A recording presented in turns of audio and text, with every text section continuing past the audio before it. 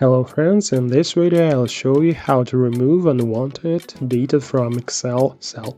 Like and subscribe to support this channel. Let's get started. For example, we need to delete phone numbers from all cells in the table. To do this, select any cell and press Ctrl+A to highlight the table. Then choose the Find and Select button on the ribbon and click Replace, or go to this menu with the keyboard shortcut Ctrl+H. Next, in the Find What field, enter plus and asterisk sign, and the Replace With field will leave it empty. And at the end, click Replace All. And all phone numbers have been deleted.